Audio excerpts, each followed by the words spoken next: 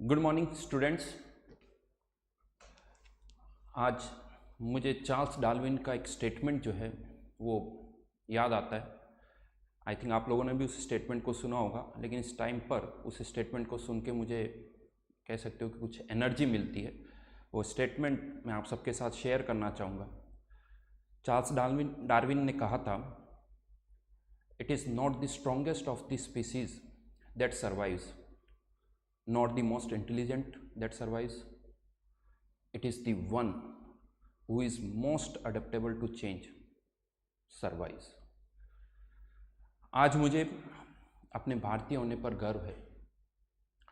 जिस तरह से हमारी सरकार ने, डॉक्टर्स ने, नर्सेज ने और मेडिकल स्टाफ ने और उनके साथ देश की जनता ने कोरोना के खिलाफ जो एक जंग कह सकते हो जो लड़ी जा रही है, उसमें जिस समझदारी का परिचय हम भारतवासियों ने जो दिया है, मेरे हिसाब से वो अपने आप में एक मिसाल है। अनफॉर्चुनेटली बहुत सारे विकसित देश जिस तरह से भारत ने जो जंग में समझदारी दिखाई है उस तरह से नहीं दिखा पाए। तो मैं चाहूँगा आप सभी से कि हम सभी आगे भी इसी तरह से सरकार के दिशा निर्देशों का पालन करते हुए कोरोना की इस जंग को आखिरी मुकाम तक लेके जाएं और ऐसी कोई भी गलती ना करें जिससे हमें बाद में दुख हो। आज उसी डायरेक्शन में, सिंस हम सभी लॉकडाउन की सिचुएशन में हैं, हमारी ऑफलाइन क्लासेस जो 6 अप्रैल से स्टार्ट होने वाली थी वो हम नहीं कर पाए, तो आज उसके लिए हम हमारी ऑनलाइन क्लासेस स्टार्ट कर रहे हैं। हमारी जो प्रिपरेशन है जेई की, उसमें कोई भी प्रॉब्लम ना हो, तो उसके लिए आज से हम ऑनलाइन क्लासेस स्टार्ट करेंगे। और ये जो मुश्किल वक्त है बच्चों, मैं बता दूं कि ये मुश्किल वक्त आज सभी फेस कर रहे हैं। कोई आप अकेले नहीं हो, मैं नहीं हूँ, सभी हम इसको फेस कर रहे हैं। जो जेई की तैयारी कर रहा है वो भी इसी सिचुएशन के अंदर है। हमें इस सिचुएशन के अंदर अपने आप को इस तरह से चेंज करना है ताकि हम अपना बेस्ट आउटपुट दे सकें। तो तैयार हो जाएं हम सभी, और इस टाइम को भी हम इस तरह से यूटिलाइज करें कि हम इसमें हमारा बेस्ट दें, रादर देन ये सोचें कि हमारी ऑफलाइन क्लासेस स्टार्ट नहीं हो पाई है, हमारी प्रिपरेशन कैसे होगी। ये अभी सोचने का टाइम नहीं है। बस हमें इतना सोचना है कि हाँ, जो अब हमारी क्लासेस स्टार्ट हो रही है उसमें हम किस तरह से मिलजुल कर आप और हम बेस्ट कर सकते हैं, वो हमें यहाँ पर करना चाहिए। राइट। तो आई थिंक इसी के साथ हम स्टार्ट करते हैं हमारी ऑनलाइन क्लासेस। तो स्टार्ट करने से पहले मैं बता दूं कि हाँ, थोड़ा सा मोड जो है वो बदल गया है। अभी तक हम इसके यूज्ड टू नहीं थे। अभी तक हम ऑफलाइन क्लासेस करते थे, आज हम ऑनलाइन क्लासेस स्टार्ट कर रहे हैं। तो ऑनलाइन क्लासेस में कुछ चेंजेस होंगे। तो सबसे पहले मैं आप लोगों से रिक्वेस्ट करूंगा, कुछ पॉइंट्स हैं, मैं चाहता हूं कि आप सभी अच्छी तरह से उसको फॉलो करें। फर्स्ट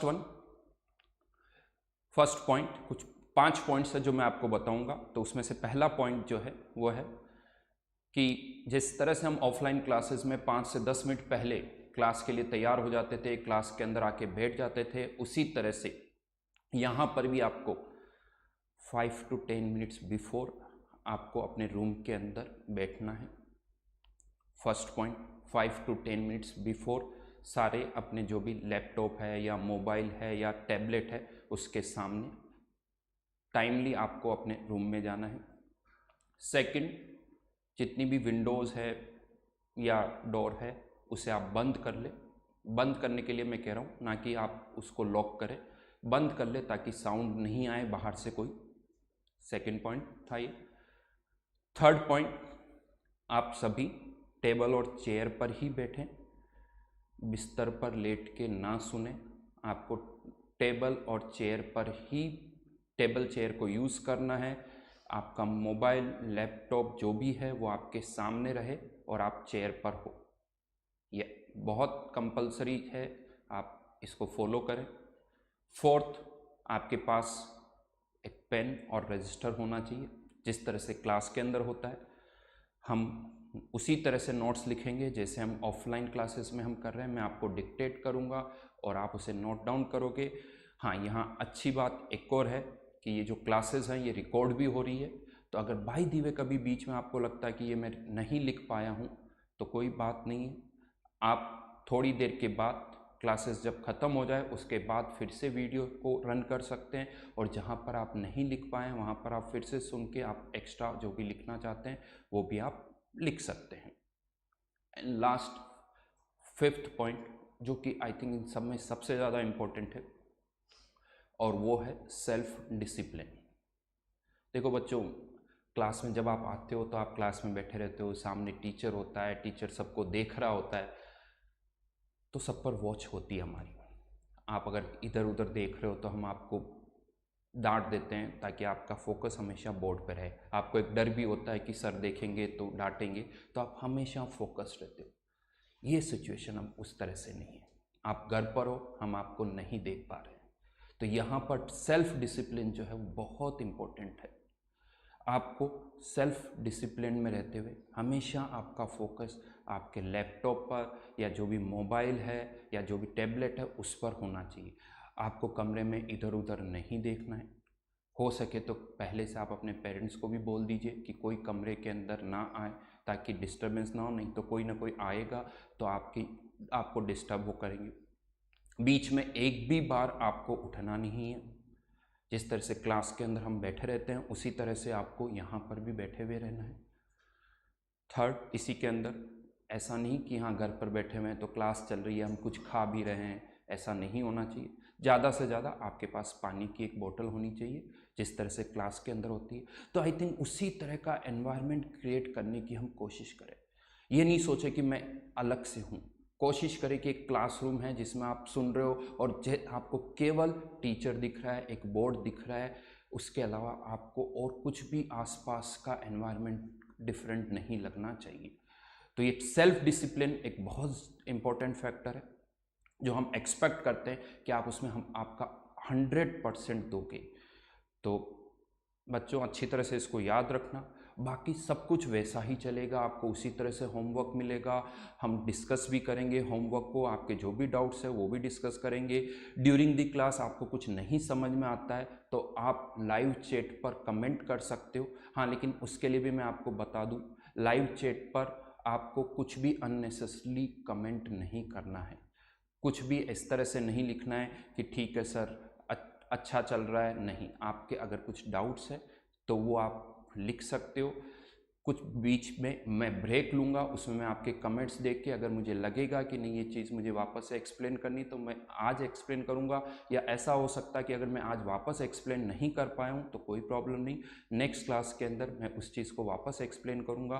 तो डरने की घबराने की कोई बात नहीं है। नया प्लेटफॉर्म है, धीरे धीरे 2-3 दिन के अंदर कुछ लेक्चर्स के बाद हम इसके भी यूज टू हो जाएंगे और फुल एफिशिएंसी से हम हमारा काम करेंगे। राइट? तो तैयार है हम सभी? तो स्टार्ट करें। यस, तो रेडी? ओके, तो बात करते हैं हम फिजिकल केमिस्ट्री की।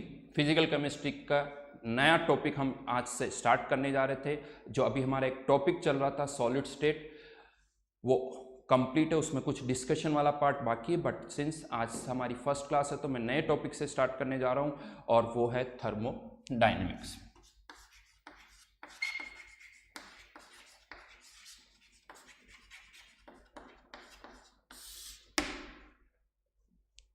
एक इंपॉर्टेंट टॉपिक है, इंपॉर्टेंट आप केमिस्ट्री के पॉइंट ऑफ व्यू से भी कह सकते हो, जेई मेंस जेई एडवांस के पॉइंट ऑफ व्यू से भी कह सकते हो। लेकिन मेरा मानना है कि एक टॉपिक जो है वो हम किस तरह से सोचते हैं, हमारी रूटीन लाइफ में हम क्या सोचते हैं, नेचर को कैसे समझते हैं, उसको भी समझने में हमारी काफ़ी हेल्प करेगा।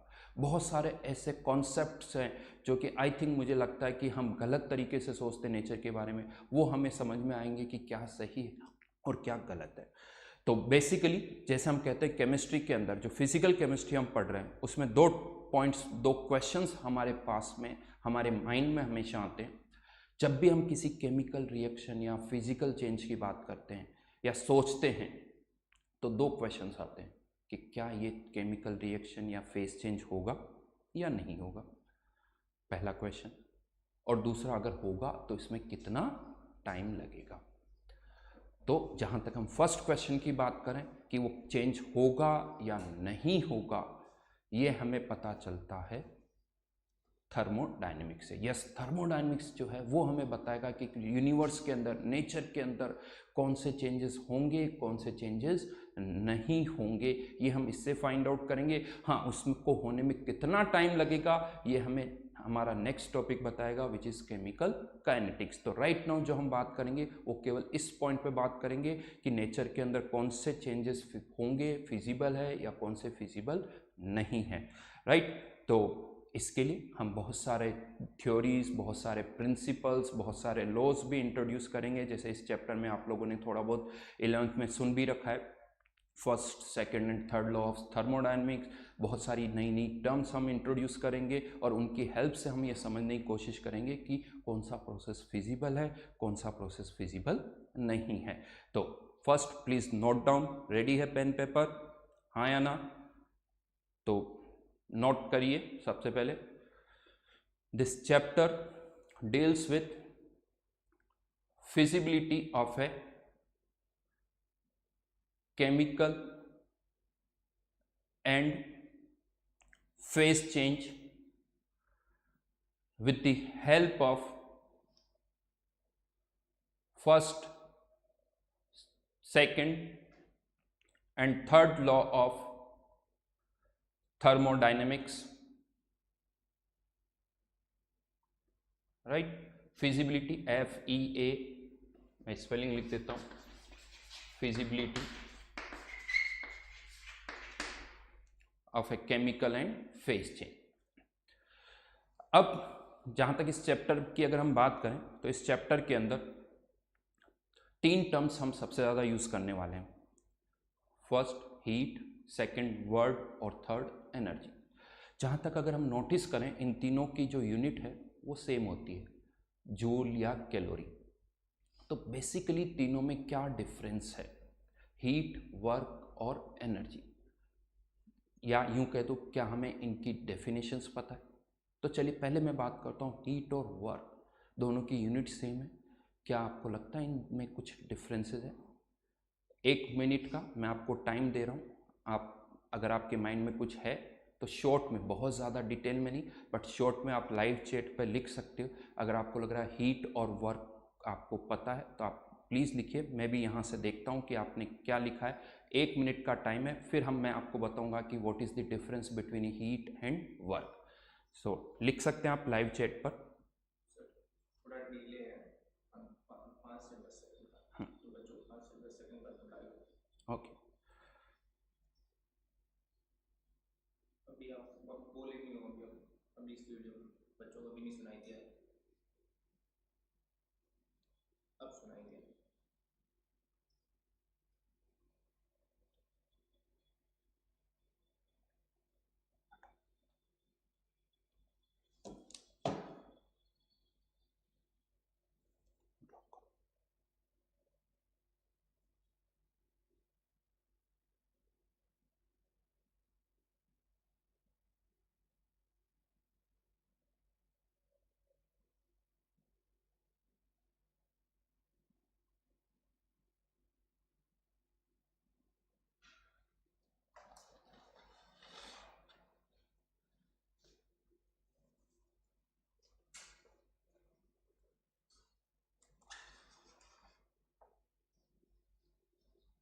चेक कर नहीं सर, चेक इसमें पढ़ लिया।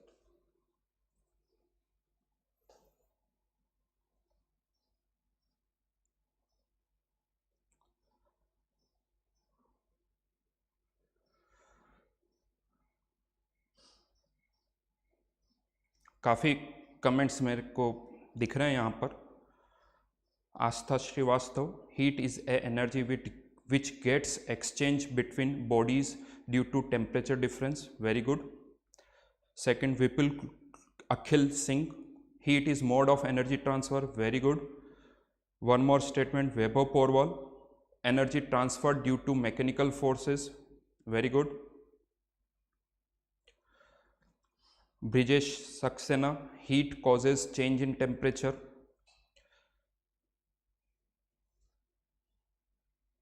आवाज़ कम आ रही है, चलिए कोशिश करता हूँ कि आवाज़ आप तक पहुँचे।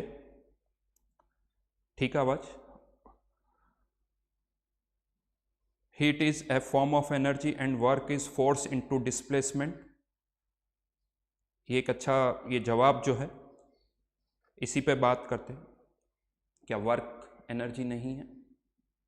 वर्क की यूनिट भी वही जूल होती है, तो आई थिंक वो भी एक एनर्जी तो है ही है। Heat is a scalar quantity.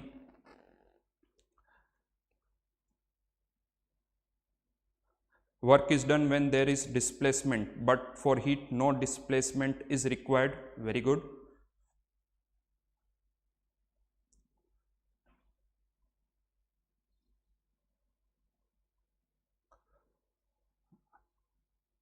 कुछ कुछ जगह से कमेंट्स आ रहे हैं कुछ कि वॉल्यूम कम है, तो मुझे लगता है कि हमारे एंड पर हम भी वापस सुन रहे हैं, तो वॉल्यूम आ रहा है। थोड़ा सा आप अपने फ़ोन की वॉल्यूम बढ़ाइए, या जो भी फ़ोन है या लैपटॉप है उसको थोड़ा पास में करिए। चलिए, तो काफ़ी अच्छे स्टेटमेंट्स मुझे दिखने को मिल रहे हैं और अच्छा रिस्पॉन्स भी मुझे मिल रहा है। जनरली क्लास के अंदर भी हम देखते हैं, तो जब मैं पूछता हूँ तो हाँ कुछ 4, 5 या 6 हाथ खड़े होते हैं, तो यहाँ पर और ज़्यादा अच्छा रिस्पॉन्स मुझे मिल रहा है। बहुत सारे अच्छे अच्छे कमेंट्स देखने को मिल रहे हैं। तो चलिए बच्चों, अब वापस से फोकस हम स्क्रीन पे करें। मैं आपको बताता हूँ, इनफैक्ट काफ़ी जो स्टेटमेंट्स आए हैं वो सही है, बट इन सबको मैं एक साथ समराइज कर रहा हूँ। बेसिकली हीट और वर्क जो है, these are mode of energy transfer. अगर हमें एनर्जी को एक जगह से दूसरी जगह ट्रांसफर करना है तो इसके केवल 2 ही तरीके हैं, या तो हीट के थ्रू या फिर वर्क के थ्रू। ये 2 तरीके हैं एनर्जी ट्रांसफर करने के। कैसे?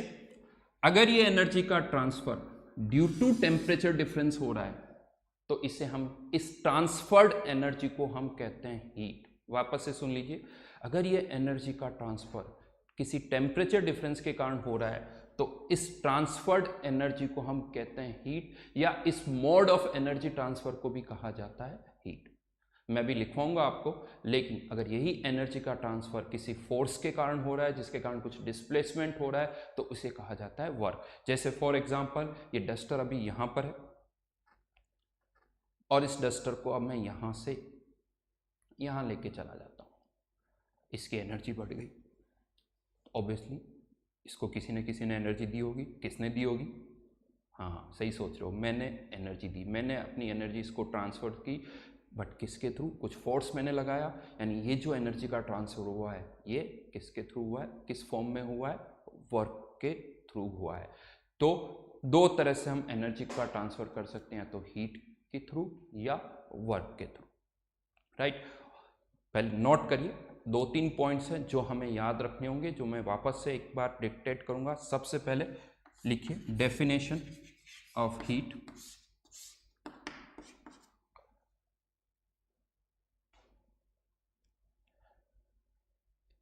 It is the energy transfer due to temperature difference.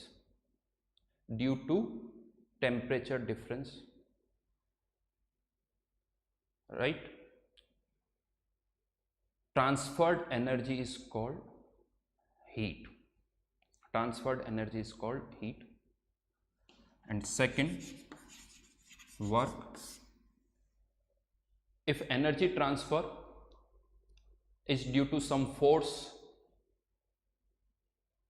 multiplied by displacement, then it is called work. Right? तो यानी किसी टेम्परेचर डिफरेंस के कारण हो रहा है तो उसे हम कहते हैं हीट, और किसी फोर्स के कारण हो रहा है तो उसे हम कहते हैं वर्क। यस, थोड़ा सा आपको लग रहा होगा, कंफ्यूज हो रहे हो, तो ये मोड ऑफ एनर्जी ट्रांसफर भी हम इसे बोलते हैं, और जो ट्रांसफर्ड एनर्जी होती है उससे हम कहते हैं हीट और या फिर वर्क। हाँ, लेकिन मैं आपको बता दूं, यहाँ पर इवन एक और सेंटेंस हम यूज करते हैं, ये जो ट्रांसफर्ड एनर्जी, इसी को आप हीट या वर्क कहते हो। या इसके लिए हम एक और स्टेटमेंट बोल सकते हैं, energy in transit mode, energy in transit mode is called either heat और वर्क। मतलब क्या हुआ इसका, किसी भी सिस्टम के अंदर हम कहते हैं एनर्जी होती है, इस सिस्टम के अंदर ना तो कोई हीट होती है ना कोई वर्क होता है, सिस्टम के अंदर केवल एनर्जी होती है। हाँ, जो एनर्जी यहाँ से यहाँ ट्रांसफर हो रही है, तो इस ट्रांजिट मोड में जो एनर्जी, उसे हम कह सकते हैं हीट या वर्क। सपोज करिए 50 किलो जूल हीट हम ट्रांसफर कर रहे हैं यहाँ से यहाँ तक, तो ऐसा नहीं कि यहाँ पर जाने के बाद आप कहोगे कि अब इसके अंदर 50 किलो जूल हीट है, नहीं, इसके अंदर क्या है, एनर्जी है। आप बोल के देखिए, हम जो स्टेटमेंट बोलते हैं हम क्या बोलते हैं कि मेरे अंदर कुछ एनर्जी है, अच्छा लगता है सुनने, बट आप बोल के देखिए मेरे अंदर हीट है या मेरे अंदर वर्क है, नहीं, सिस्टम के अंदर केवल क्या होती है, energy. Energy in transit mode, जो ट्रांजिट मोड में एनर्जी है उसे हम क्या बोल सकते हैं, हीट, या फिर उसे हम क्या बोल सकते हैं, वर्क। राइट। तो किसी भी सिस्टम के अंदर कभी भी ये वर्ड यूज नहीं होना चाहिए कि सिस्टम के अंदर इतनी हीट है, सिस्टम के अंदर केवल क्या होती है, एनर्जी। ये बहुत गलत एक स्टेटमेंट बहुत बार मैं बच्चों के मुंह से सुनता हूँ कि सर इसके अंदर इतनी हीट है। किसी भी सिस्टम में हीट नहीं होती, सिस्टम के अंदर केवल क्या होती, एनर्जी होती है। हाँ, इस एनर्जी को वो यहाँ से वापस से किसी और बॉडी को ट्रांसफर कर सकता है, वो हीट के थ्रू भी कर सकता है या वर्क के थ्रू भी कर सकता है। चाहे उसे 50 किलो जूल यहाँ पर हीट मिली हो, लेकिन अब वो एनर्जी है, यहाँ से आगे एनर्जी का ट्रांसफर वो हीट के थ्रू भी कर सकता है या वो वर्क के थ्रू भी कर सकता है, बट यहाँ पर जो होगी वो एनर्जी होगी, इसके अंदर ना कोई हीट होगी ना कोई वर्क होगा। नाउ ये तो बात हुई हीट और वर्क की। नाउ हीट और वर्क, इनके भी अलग अलग मोड होते हैं। जहां तक हम पहले बात करें वर्क, केमिस्ट्री के अंदर वर्क को हम दो पार्ट में डिवाइड करते हैं, एक पीवी वर्क और दूसरा रिमेनिंग ऑल, जिसे हम कहते हैं नॉन पीवी वर्क। अगेन ये बहुत इंपॉर्टेंट क्लासिफिकेशन है फिजिकल केमिस्ट्री में कह सकते हो थर्मोडायनेमिक्स के हिसाब से। पीवी वर्क का क्या मतलब हुआ, एक कंटेनर के अंदर लेट से कोई पिस्टन लगा हुआ है और वो पिस्टन मूव कर रहा है, या तो अपवर्ड्स या डाउनवर्ड मूव कर रहा है, यानी वॉल्यूम चेंज हो रहा है, तो इस तरह के वर्क को हम कहते हैं PV work, pressure volume work. यानी पीवी वर्क होने के लिए कह सकते हो आप कि वॉल्यूम चेंज होना बहुत ज़रूरी है। अगर कोई ऐसा कंटेनर है जिसका वॉल्यूम चेंज नहीं हो सकता, तो उसका पीवी वर्क जो होगा वो 0 होगा। राइट। और उसके अलावा वर्क तो और भी होते हैं, जैसे अभी मैंने इस डस्टर को यहाँ से यहाँ तक किया, ये भी एक तरह का वर्क है, लेकिन इसमें कोई वॉल्यूम चेंज नहीं हुआ, ये एक नॉन पीवी वर्क है। इवन जब एक वायर के अंदर करंट फ्लो करती है, यानी इलेक्ट्रॉन्स मूव करते हैं, तो उन इलेक्ट्रॉन पर भी फोर्स लगता है, वहाँ पर भी कुछ वर्क हो रहा है, जिसे हम इलेक्ट्रिक वर्क कहते हैं, वो भी एक तरह का वर्क है, लेकिन वो भी एक नॉन पीवी वर्क है। तो यहाँ पर पीवी वर्क यानी कंटेनर के अंदर पिस्टन मूव कर रहा है, तो वो पीवी वर्क होगा। रिमेनिंग सभी वर्क को हम क्या बोलेंगे, नॉन पीवी वर्क। अगर एग्जांपल्स की मैं बात करूं तो नॉन पीवी वर्क के एग्जांपल इलेक्ट्रिकल वर्क या फिर ग्रेविटेशनल वर्क, ये कुछ एग्जांपल्स हैं जिन्हें आप कह सकते हो कि ये नॉन पीवी वर्क है। लेकिन इस चैप्टर के अंदर मैं आपको बता दूं, हम मेनली जो बात करेंगे वो पीवी वर्क की करेंगे। तो बाय डिफॉल्ट अब मैं जब भी वर्क की बात करूंगा तो आपके माइंड में एक ही वर्ड आना चाहिए, वो है पीवी वर्क। अगर मैं कोई नॉन पीवी वर्क की बात कर रहा हूं तो मैं उसमें हाईलाइट करूंगा कि राइट नाउ अब हम नॉन पीवी वर्क की भी बात करें। अदरवाइज बाय डिफॉल्ट हम जो बात करेंगे वो कौन सी होगी, पीवी वर्क की होगी। राइट, ये तो बात हुई पीवी वर्क की। नाउ वापस से आते हैं, जैसा मैंने हीट और वर्क की आपको डेफिनेशन बता दी, यहाँ पर हमने ये कहा था कि हाँ, हीट और work energy in transit mode को हम कहते हैं। अब यहीं पर एक और डाउट आता है, एनर्जी की क्या है, व्हाट इज दी एनर्जी। तो देखिए, हम जनरली जब बात करते हैं ना कि यूनिवर्स किससे बना हुआ है, तो हम सिंपली कहते हैं कि universe is made up of matter, substance और एनर्जी। तो यूनिवर्स, हाँ, कुछ यूनिवर्स में एनर्जी है और मैटर है, और अकॉर्डिंग टू आइंस्टाइन थ्योरी आप इनको इंटरचेंज भी कर सकते हो। टोटल जो है वो कांस्टेंट रहेगा, हम एनर्जी को मास में या मास को एनर्जी में कन्वर्ट कर सकते हैं। तो एनर्जी अगर हम बात करें तो हाँ, एनर्जी यूनिवर्स का एक पार्ट है। बस हम फर्दर इसको आगे ऐसा एक्सप्लेन कर सकते हैं कि ये जो एनर्जी होती है इसको भी हम बहुत सारी कैटेगरीज में डिवाइड करते हैं। जैसे चलिए वापस से मैं आप लोगों के पास आता हूँ, जैसा मैं क्लास में करता हूँ। एनर्जी की अब मैं बात कर रहा हूँ, कौन कौन सी एनर्जीज आप जानते हो, कौन कौन सी एनर्जी के बारे में आप फेमिलियर हो। प्लीज़ लिखिए लाइव चैट पर कि एनर्जी कौन कौन सी होती है, एनर्जी के बारे में जो भी आप कमेंट करना चाहते हो। चलिए मैं देखता हूँ आपके कमेंट्स क्या क्या आ रहे हैं।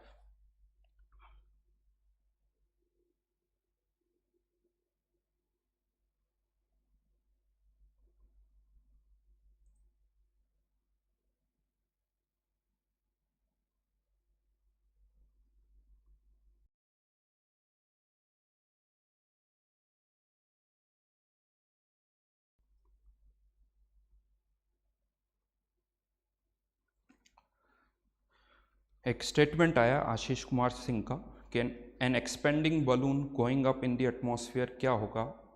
तो देखिए, तो दोनों ही हैं, आप मिक्स कर रहे हो, वॉल्यूम भी चेंज हो रहा है, ऊपर भी जा रहा है, तो पीवी वर्क भी है और नॉन पीवी वर्क भी है।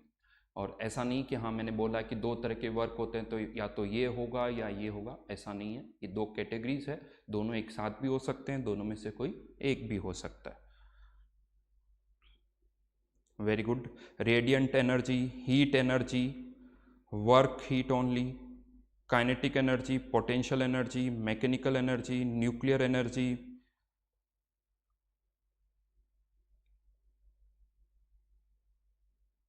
मैकेनिकल एनर्जी, सोलर एनर्जी,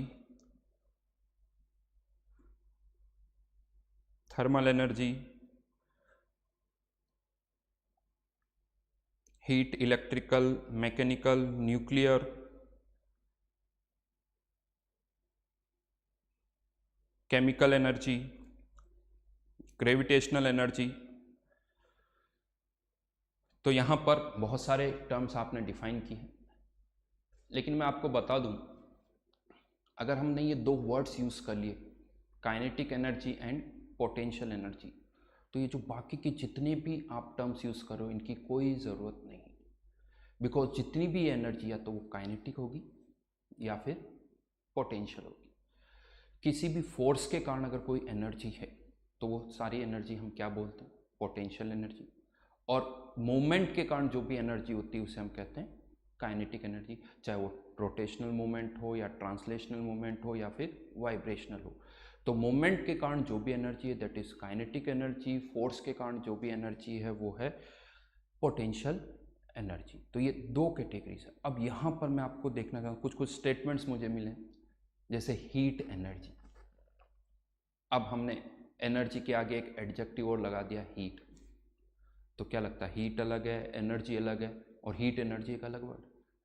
नहीं, हीट अलग वर्ड है, एनर्जी एक अलग वर्ड है। आपको इनको ऐड करने की कोई ज़रूरत नहीं है। आप सोचो इसका क्या मीनिंग निकलेगा। तो थर्मोडायनेमिक्स के अंदर ये छोटी छोटी टर्म्स को हमें बहुत क्लियरली यूज़ करना होगा, तभी ये चैप्टर जो है वो हमें समझ में आएगा।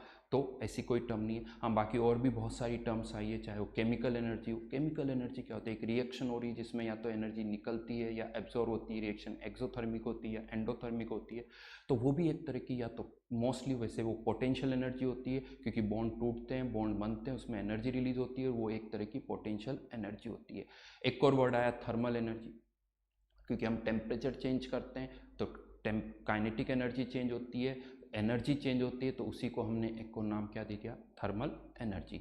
तो इस चैप्टर के अंदर नेक्स्ट टाइम जब भी मैं आपसे कहूँ एनर्जी, तो आपके माइंड में ये जितने भी स्टेटमेंट्स है, थर्मल, इलेक्ट्रिकल, मैकेनिकल, ये कुछ भी नहीं आना चाहिए, कि दो ही स्टेटमेंट आपके माइंड में आने चाहिए, which is kinetic and potential energy. यानी एनर्जी के ये दो टाइप है, kinetic and potential energy.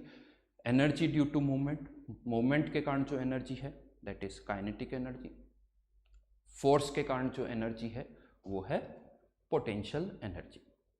Now यहाँ पर अभी हम और इन टर्म्स को समझेंगे, काइनेटिक और पोटेंशियल को, लेकिन उससे पहले एक छोटा सा पार्ट और आता है जो अगेन और कंफ्यूज करता है हमें बहुतों को। मैंने 3 टर्म्स को एक्सप्लेन कर दिया आपको, हीट, वर्क और एनर्जी। एक और क्वेश्चन आता है, ये जो लाइट है ये क्या है? लाइट को आप क्या कहते हो? ये एनर्जी है या वर्क है या हीट है? अगेन नोट लिखिए, देखें कि लाइट की अगर मैं बात करूं,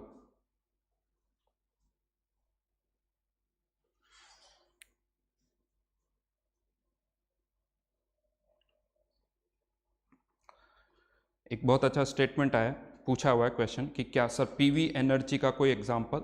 यस, जितने भी इंजन्स हम डेली लाइफ में यूज़ करते हैं, कार के अंदर, बाइक्स के अंदर, जिसमें पिस्टन लगा होता है और वो पिस्टन मूव करता है, तो वो जो वर्क होता है वो होता है पीवी वर्क।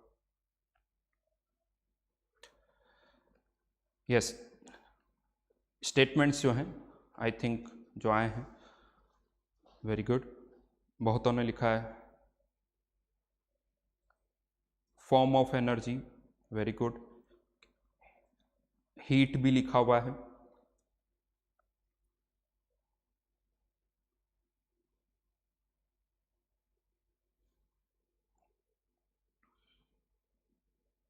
एक स्टेटमेंट आया, light is a wave of heat and energy, light is form of energy. तो right, light is a form of energy, ये तो सही बात है, बट क्या लाइट को मैं हीट बोल सकता हूँ? ये सुन के थोड़ा अजीब सा लगता है बोलते कि लाइट कैसे? यस, हीट ट्रांसफ़र होने के भी 3 तरीके, हम सबको पता है। हीट एक जगह से दूसरी जगह जब हीट ट्रांसफ़र होती है तो उसके 3 तरीके होते हैं, कंडक्शन, कन्वेक्शन और रेडिएशन। ये लाइट क्या है? लाइट जो सन से हमें मिल रही है या ट्यूबलाइट से, बल्ब से जो लाइट हमारे पास आ रही है, ये क्या है सब? Radiations, electromagnetic radiation. ये भी हीट यानी एनर्जी ट्रांसफ़र करने का एक तरीका है जिसको हम क्या कहते हैं? हीट। तो यस, लाइट जो है उसे भी आप क्या बोल सकते हो? हीट बोल सकते हो। एनर्जी तो है ये, but it is transfer of energy due to temperature difference, right?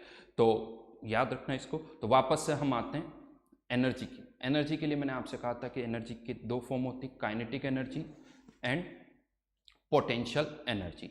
अब बात करते हैं काइनेटिक और पोटेंशियल एनर्जी की। अब एक बेसिक प्रॉब्लम क्या आती, जनरली जब हम बात करते हैं केमिस्ट्री के अंदर, तो हाँ, हम ये तो बोल देते हैं कि सिस्टम की एनर्जी बढ़ रही है, सिस्टम की एनर्जी कम हो रही है। लेकिन अगर हम केवल ये सोचें कि सिस्टम की एनर्जी बढ़ रही है, कम हो रही है, तो इससे हमारे कॉन्सेप्ट क्लियर नहीं होंगे। जब भी अगर हम ये बोलते हैं कि सिस्टम की एनर्जी बढ़ रही है या कम हो रही है, तो हमें ये भी पता चलना चाहिए कि वो एनर्जी, कौन सी एनर्जी बढ़ रही है, काइनेटिक या पोटेंशियल। अगर कम हो रही है तो कौन सी एनर्जी कम हो रही है, काइनेटिक कम हो रही है या पोटेंशियल एनर्जी कम हो रही है, ये हमें पता होना चाहिए। अब यहाँ पर एक बहुत ही, कह सकता हूँ कि कॉमन जो प्रॉब्लम होती है, क्वेश्चन मैं यहाँ पर पुट कर रहा हूँ, लिसन इट वेरी केयरफुली, और इसका जो मैं जवाब दे रहा हूँ वो हो सकता है कि आप लोगों को बहुत अजीब सा लगे, लेकिन पहले क्वेश्चन पुट करता हूँ। लेट्स से मेरे पास वाटर H2O, 100 डिग्री सेल्सियस पर मेरे पास H2O लिक्विड भी है, और इसको मैंने कन्वर्ट कर दिया 100 डिग्री गैस में, H2O गैस। टेम्परेचर वही है 100 डिग्री सेल्सियस, यहाँ पर भी टेम्परेचर 100 डिग्री सेल्सियस है। क्वेश्चन अब मेरा यहाँ पर ये है कि यहाँ पर क्वांटिटी वही है, कुछ भी आप क्वांटिटी ले सकते हो, 1 किलोग्राम, यहाँ पे भी 1 किलोग्राम है, क्वांटिटी में हमने कोई चेंज नहीं किया है। किसकी काइनेटिक एनर्जी ज़्यादा होगी, H2O लिक्विड की या H2O गैस की? कमेंट कर सकते हो आप वापस से व्हाट्सएप यानी लाइव चैट पर, किसकी काइनेटिक एनर्जी ज़्यादा होगी? यस, एक स्टेटमेंट आया है, स्टीम। स्टीम बोलिए, H2O गैस बोलिए या वेपर्स बोलिए, कोई डिफरेंस नहीं है, तीनों में से आप कोई भी वर्ड यूज़ कर सकते हो।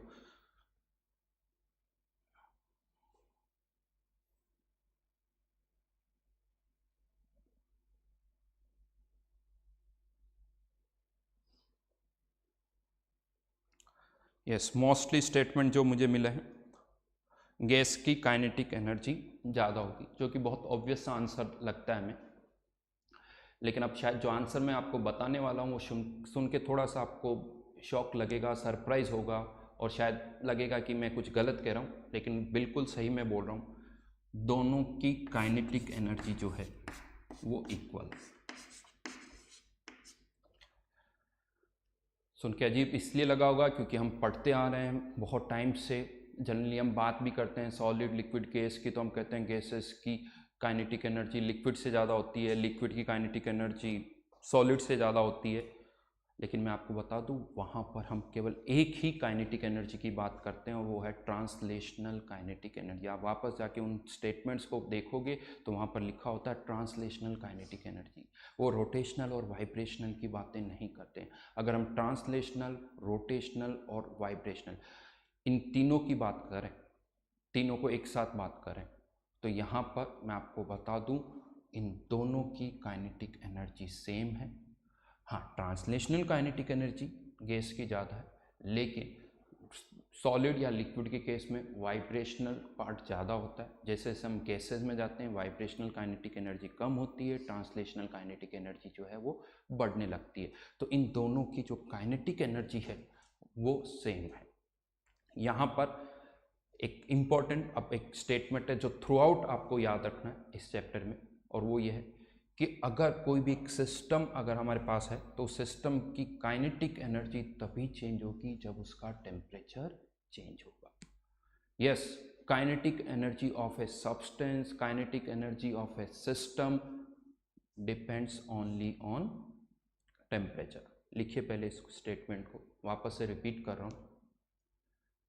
Kinetic energy of A system oblique substance depends only on temperature,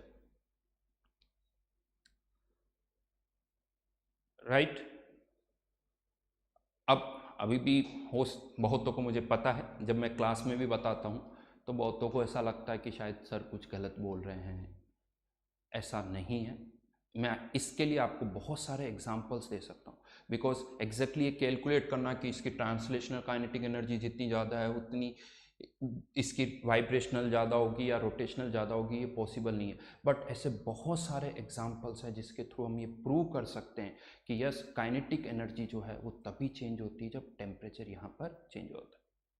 इसके लिए एक और चीज़ है, बहुत ज़्यादा इसमें हम एक पॉइंट है, आप याद रखें, यहाँ पर केमिस्ट्री के अंदर हम मान रहे हैं कि जो भी हम सिस्टम की बात कर रहे हैं वो सिस्टम हमारा रखा हुआ है, वो मूव नहीं कर रहा है। तो यहाँ पर सिस्टम जो है वो मूव नहीं कर रहा है। तो इस तरह का कोई एग्जाम्पल आप अपने माइंड में ना सोचें। हाँ, एक कंटेनर रखा हुआ है, हाँ रखा हुआ कंटेनर है, आप उसका टेम्परेचर बढ़ा सकते हो, कम कर सकते हो, उसमें केमिकल रिएक्शन हो सकती है, कुछ सब्सटेंस आप ऐड करने के बाद रिएक्शन, आपने टेम्परेचर चेंज कर दिया, तो ये सारे चेंजेस हो रहे हैं। सिस्टम जो है, यानी अगर मैं फिजिक्स की टर्म में थोड़ी बात करूँ तो उसका जो सेंटर ऑफ मास है वो मूव अभी नहीं कर रहा है। इस तरह के एग्जाम्पल्स हम लेवें, सिंपल से एग्जाम्पल्स, बहुत कॉम्प्लिकेटेड एग्जाम्पल से अभी हम ना सोचें। तो अब चलिए पहले तो मैं इसको एक्सप्लेन करता हूँ कि जो ये काइनेटिक एनर्जी है वो दोनों की सेम है। ये हम कैसे जस्टिफाई कर सकते हैं, इस पॉइंट को पहले समझते हैं। उसके लिए मैं कुछ एग्जाम्पल्स यहाँ पर यूज़ कर रहा हूँ।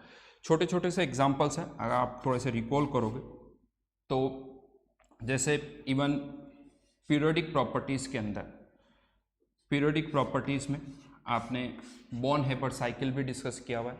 बॉर्न हेबर्ट साइकिल के अंदर जैसे एक एग्जांपल में ले रहा हूँ, H2 कन्वर्टिंग इनटू 2H। ये एक रिएक्शन है और हम सबको पता है कि इस बॉन्ड को तोड़ने के लिए हमें कुछ एनर्जी देनी पड़ती है, और इसे हम कहते हैं हाइड्रोजन हाइड्रोजन बॉन्ड एनर्जी। इस तरह से हम टर्म यूज़ करते हैं ना। ये कितनी होगी, तो इसके लिए हम कहते हैं कि इस रिएक्शन को, एक कंटेनर के अंदर H2 है, इस बॉन्ड को तोड़ने के लिए जो भी एनर्जी हम यहाँ पर देंगे उसे हम कह देते हैं कि वो HH की बॉन्ड एनर्जी है, जो भी आप एनर्जी दे रहे हो। हाँ, यहाँ पर ये जो डेटा होता है हम मानते हैं कि इसके अंदर टेम्परेचर कांस्टेंट है, जो भी टेम्परेचर हो सकता है, लेट्स से 300 केल्विन। कोई भी बॉन्ड एनर्जी का डेटा जो आप लिखते हो उसमें टेम्परेचर जो है वो फिक्स्ड होता है। तो क्वेश्चन ये आता है कि जो भी एनर्जी हमने दी, हमने कह दिया कि ये बॉन्ड एनर्जी है। इसी तरह से हम सोचते हैं, अगर हमने 50 किलो जूल एनर्जी दी तो वो हम कह देते हैं कि 50 kilo joule HH bond energy होगी। तो ये बॉन्ड एनर्जी क्या है? ये काइनेटिक है या पोटेंशियल है? तो बॉन्ड एनर्जी, बॉन्ड क्या है? Basically force, attraction. तो ये भी एक तरह से कौन सी एनर्जी हुई? Potential energy. तो हमने यहाँ पर क्या किया, जो भी एनर्जी दी हमने ये कह दिया कि जो भी हम एनर्जी दे रहे हैं वो किसके बराबर है? बॉन्ड को तोड़ने में। यानी वो एनर्जी कहाँ जा रही है? बॉन्ड को तोड़ने में जा रही है। मतलब कहाँ जा रही है? पोटेंशियल एनर्जी में। इसको थोड़ा ऐसे भी आप समझ सकते हो कि ये डस्टर यहाँ पर है, अगर मैं इसे अर्थ से दूर लेके जा रहा हूँ, यानी अट्रैक्शन था उससे दूर लेके जा रहा हूँ, मैं अपनी एनर्जी इसको दे रहा हूँ। एनर्जी जो मैं इसको दे रहा हूँ वो एनर्जी इसकी बढ़ रही है। कौन सी एनर्जी बढ़ रही है? Potential energy. यस, अगर अट्रैक्शन का फोर्स है और आप दूर दूर लेके जा रहे हो मॉलिक्यूल को, तो कौन सी एनर्जी बढ़ रही है? Potential energy. एग्जैक्टली यहाँ पर भी हम वही कर रहे हैं। H2 को किस में कन्वर्ट कर रहे हैं? 2H में। एटम्स दूर दूर जा रहे हैं, इनकी कौन सी एनर्जी बढ़ रही है? Potential energy. लेकिन यहाँ पर हम ये कह रहे हैं कि जो भी एनर्जी हम दे रहे हैं वो सारी किसके बराबर है? पोटेंशियल एनर्जी, बॉन्ड एनर्जी के बराबर है। मतलब हम ये मान रहे हैं कि इसकी और इसकी काइनेटिक एनर्जी, यानी H2 की जो 2H में कन्वर्ट हो रहा है, दोनों की काइनेटिक एनर्जी में कोई चेंज नहीं आया है। क्यों ऐसा हम मान रहे हैं? बिकॉज यहाँ पर टेम्परेचर जो है वो कांस्टेंट है। इसीलिए जो भी एनर्जी हमने दी है हम मानते हैं कि वो बॉन्ड एनर्जी के बराबर है, यानी पोटेंशियल एनर्जी है। वो एनर्जी जो चेंज हो रही है वो पोटेंशियल एनर्जी में चेंज हो रहा है, ना कि काइनेटिक एनर्जी। ये एक एग्जांपल है, ऐसा नहीं कि इसी से सब समझ में आ जाएगा। बहुत टाइम से आपके माइंड में ही है। आपके माइंड से स्टेटमेंट अगर मुझे निकालना तो उसके लिए मुझे और भी एग्जाम्पल्स यूज़ करने होंगे। तो ये एक एग्जाम्पल था, एक और एग्जाम्पल यूज़ करता हूँ। एक बहुत ही कॉमन एग्जाम्पल, आई थिंक हम सब ने ये सुना है कि मटके में रखा हुआ जो पानी होता है ना, वो ठंडा हो जाता है। ये अगर आप किसी स्टील के घड़े में पानी रखते हो तो वो ठंडा नहीं होता है, जबकि मटके में रखा हुआ पानी ठंडा हो जाता है। क्यों होता है? तो आई थिंक कह सकते हो कि बहुतों को इसका एक्सप्लेनेशन पता है कि पानी इवोपोरेट होता है तो वो एनर्जी ले जाता है। जनरल स्टेटमेंट की पानी इवोपोरेट होता है तो वो एनर्जी ले जाता है। सुनना मेरे वर्ड्स को, एनर्जी ले जाता है, तो इसीलिए पानी जो है ठंडा हो जाता है। बात तो कुछ सही लग रही है, लेकिन मेरा एक डाउट यहाँ पर आता है कि अगर पानी इवोपोरेट हो रहा है और वो एनर्जी लेके जा रहा है तो ये ठीक है, कंटेनर का पानी ठंडा हो रहा है क्योंकि उसकी एनर्जी कम हो रही। तो क्या मैं ऐसा कह दूँ जो पानी इवोपोरेट हो रहा है वो एनर्जी लेके जा रहा तो गर्म हो जाएगा? यानी मटके के आसपास अगर हम देखें तो हमें गर्म फील आना चाहिए। आई थिंक ऐसा तो नहीं होता, बिल्कुल नहीं होता। अगर आप उसको देखोगे तो जो पानी इवोपोरेट हो रहा है वो भी गर्म नहीं होता। तो केवल ये बोलना कि हाँ मटके की एनर्जी कम हो रही है, मटके के पानी की एनर्जी कम हो रही है क्योंकि एनर्जी लेके वो इवोपोरेट हो रहा है, इससे नहीं समझ में आएगा। अगर हमें इसको सही में समझना है तो हमें काइनेटिक एनर्जी और किसकी टर्म्स में बात करनी होगी? पोटेंशियल एनर्जी की टर्म्स में। चलिए मैं इसको समझाता हूँ, काइनेटिक और पोटेंशियल की टर्म कैसे। तो फर्स्ट थिंग ये याद रखना, अगर दो एटम्स के बीच में अट्रैक्शन है, बॉन्ड है, मॉलिक्यूल है जिनके बीच में अट्रैक्शन है, अगर वो दूर दूर जा रहे हैं तो कौन सी एनर्जी बढ़ती है? Potential energy. अब होता क्या है, मटके के अंदर जो पानी रखा हुआ है उसमें पोर्स होते हैं। जब पानी उन पोर्स के थ्रू इवोपोरेट होता है, इवोपोरेट होने का मतलब क्या हुआ? वो पानी के बाकी मॉलिक्यूल से दूर जा रहा है। वाटर मॉलिक्यूल्स मटके के पानी से दूर जा रहे हैं। अगर वो दूर जा रहे हैं, उन वाटर मॉलिक्यूल्स के बीच में अट्रैक्शन था, अगर वो दूर जा रहे हैं तो कौन सी एनर्जी बढ़ेगी? Potential energy. अब पोटेंशियल एनर्जी बढ़ रही तो क्वेश्चन आता है कि वो एनर्जी आएगी कहाँ से? जबकि क्या अंदर के मॉलिक्यूल की पोटेंशियल एनर्जी से? नहीं, क्योंकि अंदर के जो मॉलिक्यूल्स है वो तो अभी भी उतने ही दूर है, अभी भी उतने ही दूर है, तो उनकी पोटेंशियल एनर्जी तो अभी भी वही है। तो फिर वो अंदर से कौन सी एनर्जी निकाल रहा है? तो अंदर के जो मॉलिक्यूल्स है वो उनसे काइनेटिक एनर्जी ले रहा है, और उस काइनेटिक एनर्जी को लेके वो अपने आप को इवोपोरेट कर रहा है, यानी उसकी कौन सी एनर्जी बढ़ रही है? Potential energy. यानी मटके के अंदर जो मॉलिक्यूल्स है उनकी पोटेंशियल एनर्जी जो है वो नहीं चेंज हुई, उनकी कौन सी एनर्जी चेंज हुई? काइनेटिक एनर्जी, जिसके कारण उसका टेम्परेचर चेंज हो गया। और जो मॉलिक्यूल इवोपोरेट हो रहे हैं उनकी कौन सी एनर्जी बढ़ी?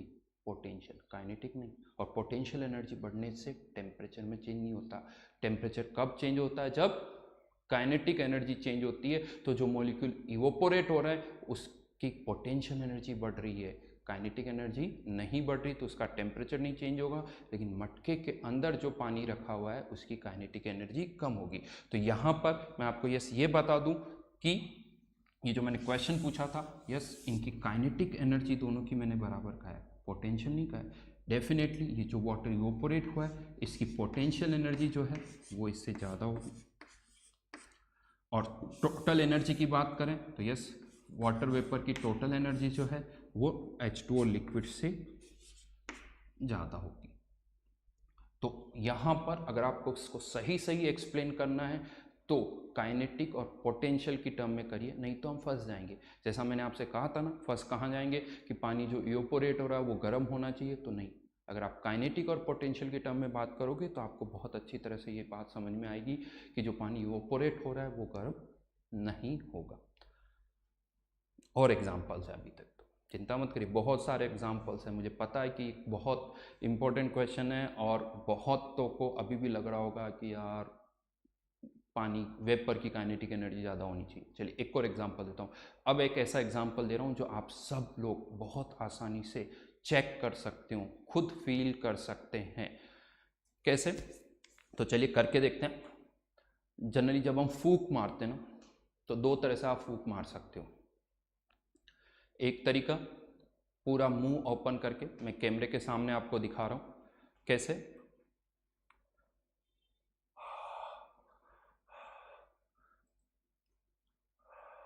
इस तरह से आप फूंक मारते हो पूरा मुंह खोल के, आई थिंक गर्म हवा आती। और यही अगर आप मुंह को थोड़ा सा ओपन करके आप करोगे, करिए, आप सभी को ये करना है यहाँ वहाँ पर, थोड़ा सा ओपन करके, जैसे हम विसल बजाते हैं मुँह से, उस तरह से। फिर वापस पूरा मुंह खोल के हवा बाहर निकालिए। आई थिंक आप नोटिस कर सकते हो कि दोनों में अच्छा खासा टेम्परेचर का डिफरेंस है। कैसे? ये टेम्परेचर डिफरेंस कैसे आया? आई थिंक सभी ने नोटिस किया होगा, राइट? तो क्यों ऐसा हुआ?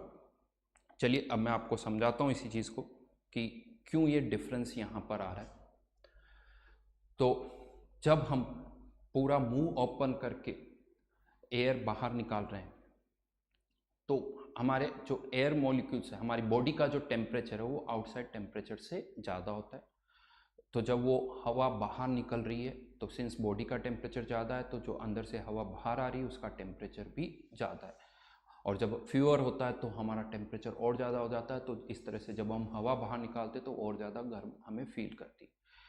लेकिन जब हम मुंह को थोड़ा सा ओपन करके हवा बाहर निकाल रहे हैं तो होता क्या है, जब यहाँ से एक स्मॉल ओपनिंग है, उससे जैसे ही हवा बाहर निकलती है, एयर बाहर निकलती है, तो सिंस स्मॉल ओपनिंग है वो कंप्रेस्ड होती है, और जैसे ही वो बाहर निकलती तो वो एक्सपेंड करती। अब वो एक्सपेंड कर रही है यानी मॉलिक्यूल्स एक दूसरे से दूर जा रहे हैं। मॉलिक्यूल्स दूर जा रहे हैं तो उनकी पोटेंशियल एनर्जी बढ़ रही है। अब क्वेश्चन आएगा एनर्जी कहाँ से आएगी? मॉलिक्यूल एनर्जी कहाँ से ला रहे हैं? तो ये मॉलिक्यूल जो कि दूर दूर जा रहे हैं, ये अपनी काइनेटिक एनर्जी को कम करके उसको किस में कन्वर्ट कर रहे हैं? पोटेंशियल एनर्जी में।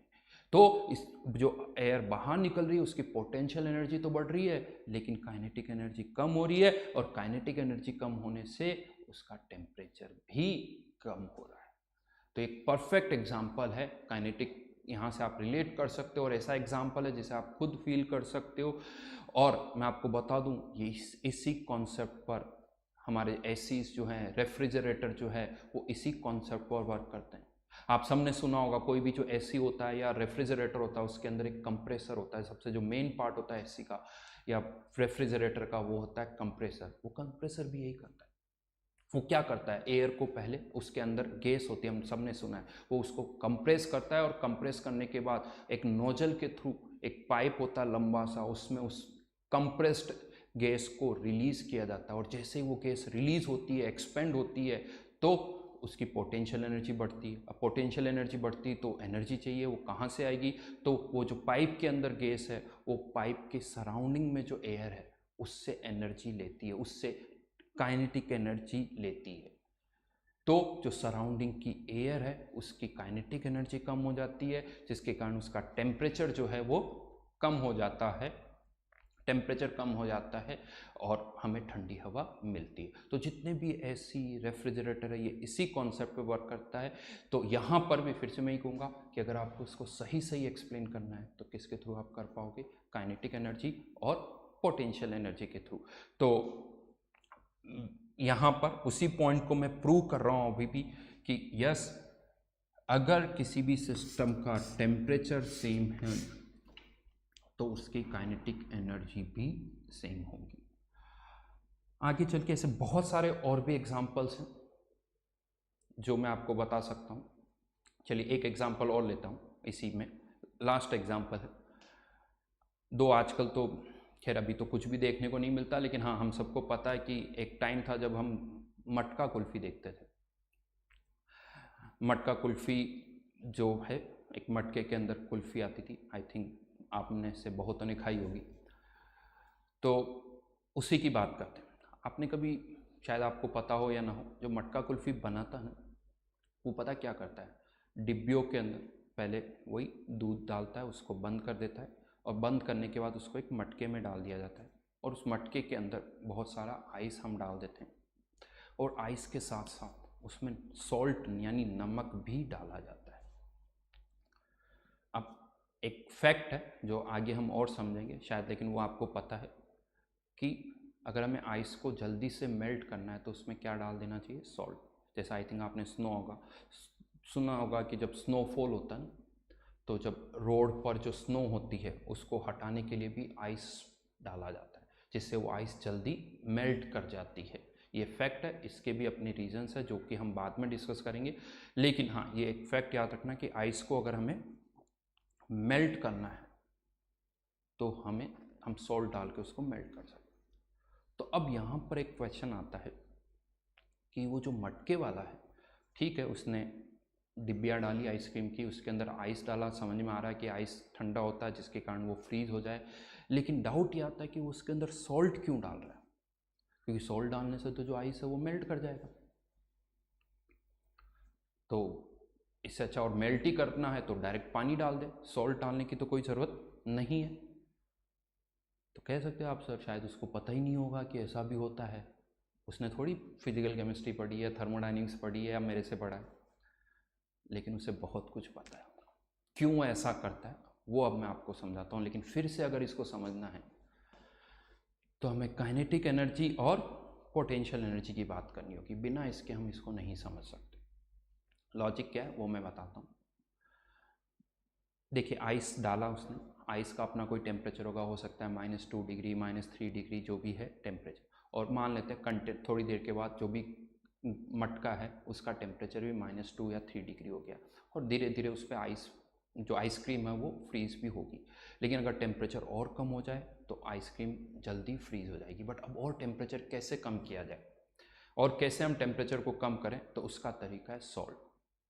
क्या होता है, जब हम सॉल्ट डालते हैं तो सॉल्ट डालने से आइस जो है वो मेल्ट होती है, और आइस जब मेल्ट होती है तो मॉलिक्यूल्स, वाटर मॉलिक्यूल्स दूर दूर जाएंगे, और वाटर मॉलिक्यूल्स जब दूर दूर जाएंगे तो उसकी पोटेंशियल एनर्जी बढ़ती है।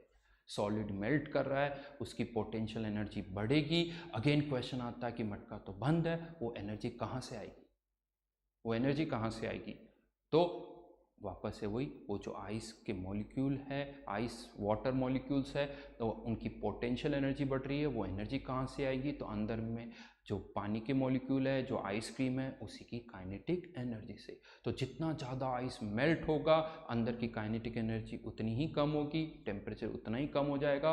तो अगर आपने जो आइस डाला, लेट्स से वो -4 डिग्री सेल्सियस पे था, लेकिन अगर आपने सॉल्ट डाल दिया और वो आइस जब मेल्ट करेगा तो धीरे धीरे मटके के अंदर का टेम्परेचर -10, -12, -15 इतना भी आप कम कर सकते हो। यानी जिस टेम्परेचर का आपने आइस डाला था उससे भी और ज़्यादा आप कम कर सकते हो। यानी जितना ज़्यादा आइस मेल्ट होगा टेम्परेचर उतना ही कम होगा, और जितना टेम्परेचर कम होगा जो फ्रीजिंग प्रोसेस है वो उतना ही फास्ट हो जाएगा।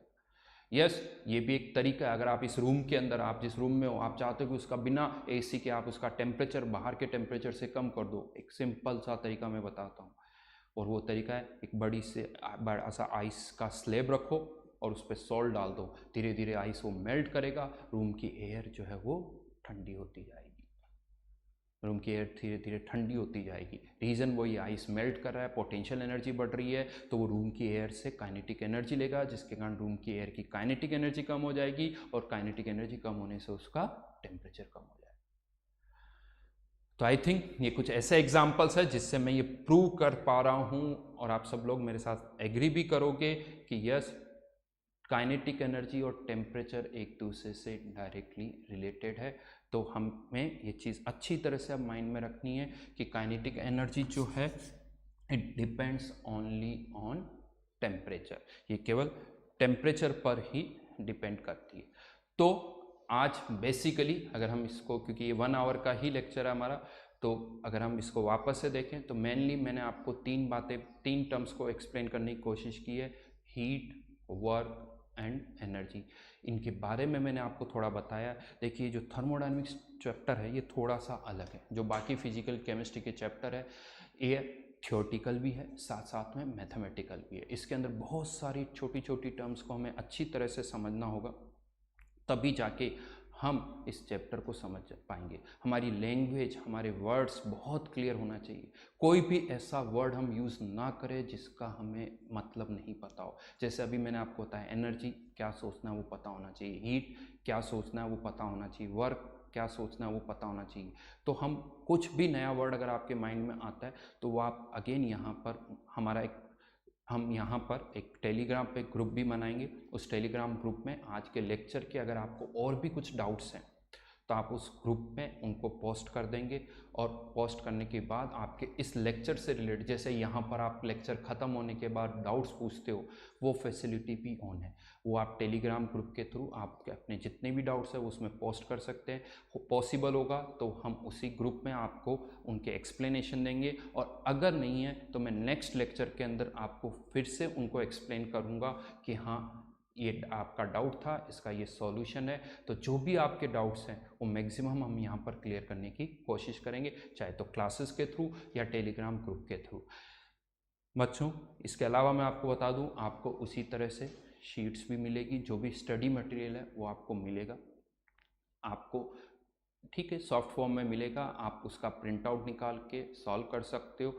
तो और होमवर्क भी मैं आपको दूंगा। आज ऐसा कुछ भी होमवर्क नहीं है, क्योंकि आज अभी हम इतना आगे नहीं बढ़े, तो जस्ट स्टार्टिंग है। आपको होमवर्क मिलेगा, आपको शीट मिलेगी, जैसा हम ऑफलाइन क्लासेस में करते थे एग्जैक्टली वही होगा। बस एक ही डिफरेंस है कि अब हम जो पढ़ाई कर रहे हैं वो एक सोशल डिस्टेंसिंग मेंटेन करते हुए कर रहे हैं, क्योंकि आज की सिचुएशन में वो बहुत ज़रूरी है।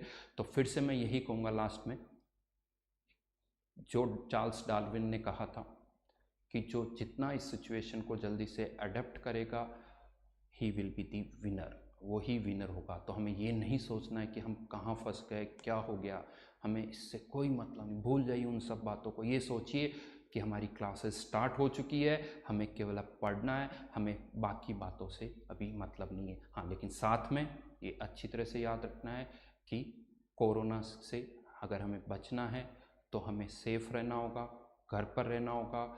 हम बहुत केयरफुली दिन में जब भी थोड़ा भी अगर रूम से भी आप बाहर निकल रहे हो, हॉस्टल में बहुत सारे बच्चे रह रहे हैं, तो अपना ध्यान रखें, हैंड वॉश करें, इधर उधर बिल्कुल भी आपको नहीं जाना है। तो गवर्नमेंट की जितनी भी गाइडलाइंस है उनको आपको फॉलो करना है, राइट। और उसके अलावा आपको जो स्टडीज़ है उन पर फोकस करना है। और मैं आपको बता दूं, हम अभी भी उसी तरह से प्रिपरेशन हम करेंगे जैसे हम करते थे। कोई भी प्रॉब्लम नहीं आएगी, कोई भी, ठीक है चेंजेस हुए हैं, 3-4 दिन के अंदर आप यूज्ड टू हो जाओगे और आपको ऐसा नहीं लगेगा कि हमारी स्टडीज़ में कुछ भी प्रॉब्लम आ रही है। तो थैंक यू, आगे बढ़ते हैं। ओके।